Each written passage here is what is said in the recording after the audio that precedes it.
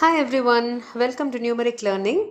In today's day 11 of Do Math with Me, let us solve problems together from the chapter Polynomials. So, if you are following the Do Math with Me series, we have completed 10 days of it, in which the first 8 days we had covered real numbers, and today is day 11. So, we are solving all the important problems and only 20 minutes maximum a day. Okay, so please take your notebook and let us do problems together. The first question for the day is, find the zeros of the polynomial 3x square minus 3x minus m into m plus 3. Okay, so let us write. You have to find the zeros. Whenever you have to find the zero, you have to equate the polynomial to 0. So let us write the given polynomial. So x square minus 3x minus m into m plus 3 is equal to 0. So always remember, every time wherever you have to find the zeros, equate it to 0. Now you have to add and subtract the m here. Okay, so in the middle term, okay, you have to add and subtract m, and then followed by x minus m multiplied by m plus 3 equal to 0. Okay, now what am I going to do? I am going to take this m plus 3 alone outside, and then mx I am going to take it as a separate term. So let's do it. X square minus within bracket m plus 3. 3 plus m is written as m plus 3 multiplied by x, and then minus into minus plus, right? Plus m into x is mx. And then minus, open the bracket. So m into m square, plus into minus is minus, m into 3 is 3m equal to 0. Now, from the first two terms, what can you take out common? You can take x common out. So x, so the first term will be x minus the second term will be m plus 3. And then plus, what is common in these three terms? You can see m is common, right? So plus m multiplied by x minus m minus 3 equal to 0. Please follow the steps and do along with me. Now I would like to make the term within the bracket equal, right? So x minus m plus 3 plus m multiplied by x minus, take minus common out. So you'll have m plus 3 equal to 0. Now in these two terms which are separated by a plus sign, what is common? You can see x minus m plus 3. So x minus m plus 3 is common, and then the other term is x plus m equal to 0. So now using the zero product property, you will have either x minus m plus 3 is equal to 0, or you will have x plus m equal to 0. And here it will be x equal to, so minus of m plus 3, if it goes to the other side, minus will become plus. So plus of m plus 3. So this is one of the 0, and the other 0 is x equal to minus n. So these two are the zeros of the given polynomial.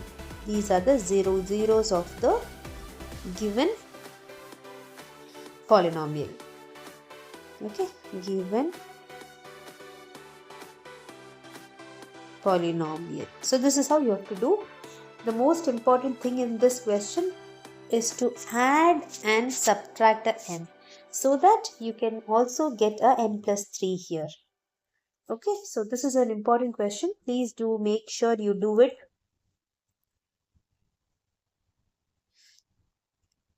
I hope you understood. Let us move on to the next question. Find a quadratic polynomial if the sum and product of its zeros are 2 and 1 respectively. Again, a very easy problem. You are already given the sum of zeros. Sum of zeros is nothing but, what value are you given? 2. What is the product of the zeros? You are given sum and product of the zeros. So sum is 2 and the product of zeros is nothing but it's 1. Let me denote it with S. S is the sum, P is the product. What is the formula to, if you know the sum of zeros, if you know the product of zeros, then the quadratic polynomial is written by the formula which is k multiplied by x square minus s into x plus p, where s is the sum of the zeros and p is the product of the zeros. So k multiplied by x square minus what is s? It's 2x plus product is 1.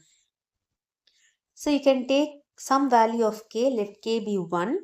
If k is 1, what is the quadratic polynomial that you are getting? X square minus 2x plus 1. This is the required quadratic polynomial with sum of zeros as 2 and product of zeros as 1. So please remember this particular formula. Okay, this is very important. You have to remember it. Whenever you know the sum of zeros, whenever you know the product of zeros, just plug it in this formula. K multiplied by, k is just a constant, x square minus sx plus p. Okay, make a note of it and please do remember it. Let's move on to the next question.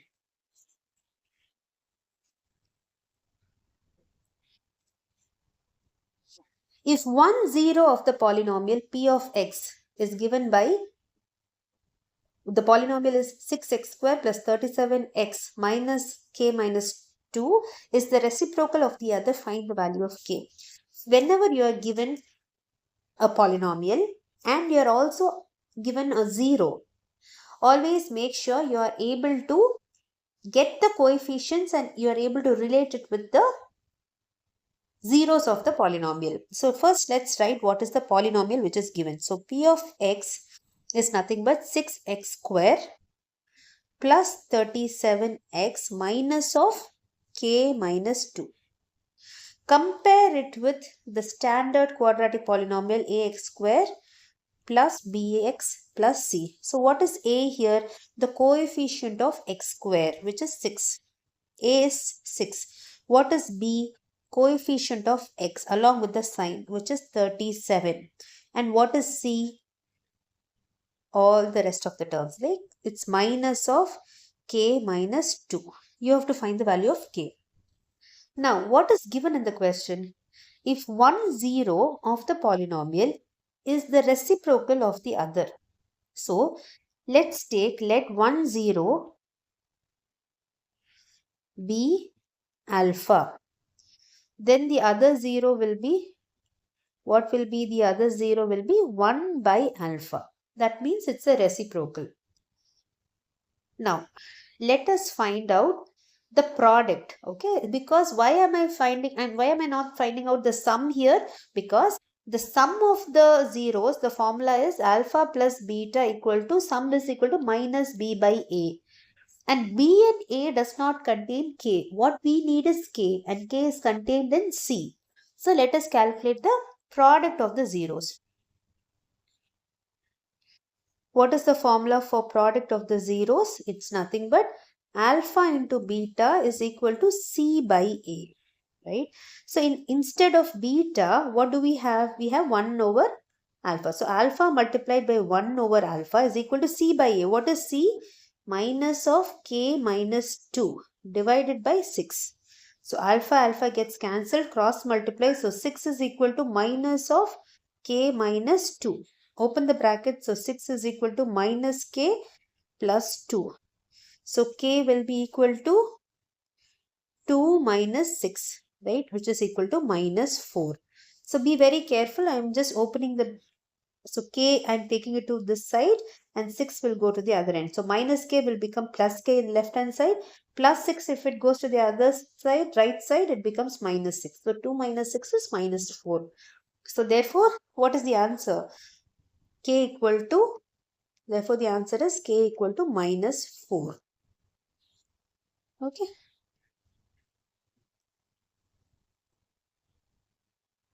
That's your answer. Very easy. So if you should clearly be able to understand when it is given a relationship between two of the zeros. So here it's given 1 0 is the reciprocal of the other. Okay, very easy, very simple. And I also told you why we are not taking the sum of the zeros, because it does not contain k term. So sum of the zeros formula is minus b by a. Yeah, alpha plus beta is equal to minus b by a. It's not needed because what we are focusing on is the term or the coefficient that contains k. Let us move on to the next question. I hope you understood, and you also make sure you do this problem along with me. So the last question of the day, if alpha and beta are the zeros of the quadratic polynomial, you're given a quadratic polynomial and you're also given alpha and beta zeros. So the very first thing to do is, from the given polynomial, you have to take out the coefficients, that is a, b and c. Okay, and then you have to find the relationship between the zeros and the coefficients. After that, let us solve for these two. Let's find the value of alpha square plus beta square and alpha inverse plus beta inverse. First of all, the given polynomial p of x is nothing but 5x square plus 5x plus 1. What are the coefficients? A is 5, b is also 5, and your c is 1. Sum of the zeros, that is alpha plus beta, is equal to minus b by a, which is minus 5 over 5. Just substitute the value of b and a, which you will get as minus 1. The product of the zeros, alpha into beta equal to c by a. What is c? It's 1. What is a? It is 5. So 1 by 5. Now you have got the sum of zeros and you have got the product of zeros. Using this relationship and the values of alpha plus beta and alpha beta, let's find out the first one, alpha square plus beta square. Alpha square plus beta square. Now you should know a relationship, an identity, which is alpha plus beta the whole square is equal to alpha square plus beta square plus 2 alpha beta. So therefore, what is the identity for alpha square plus beta square is equal to alpha plus beta the whole square. So this plus 2 alpha beta will go to the other end. It will become minus 2 alpha beta. So what you are asked is the value for alpha square plus beta square, which is equal to alpha plus beta the whole square minus 2 alpha beta. I am going to put this in a box so that you will remember it. This identity is a very, very important identity. Please do remember it. Right? Alpha square plus beta square equal to alpha plus beta the whole square minus 2 alpha beta. Now all we have to do is we have to just substitute the value. So let's write that. Therefore, alpha square plus beta square is equal to, what is alpha plus beta value? Minus 1. Right? So here see, alpha plus beta is minus 1. Alpha beta is 1 by 5. So alpha plus beta value is minus 1 the whole square minus 2 multiplied by 1 by 5. Let's do it. So minus 1 the whole square is 1 minus 2 by 5. Take the LCM 5. So you'll have in the numerator 5 minus 2. So the answer will be 3 by 5. This is for the first question. For the second question, what is alpha inverse plus beta inverse? What is inverse meaning? It means 1 by alpha plus 1 by beta. Take the LCM alpha beta. Numerator will have beta plus alpha, which I will write it as alpha plus beta. What is alpha plus beta? Minus 1. And what is alpha beta? 1 over 5, 1 by 5. So 5 will go to the numerator. It will become minus 5. That's all. That's your answer. So here, if you have the fraction in the denominator, this will go to the numerator. It will get multiplied. Right? So this is nothing but minus 1 multiplied by 5 by 1. Okay, which is nothing but your minus 5. This is your answer.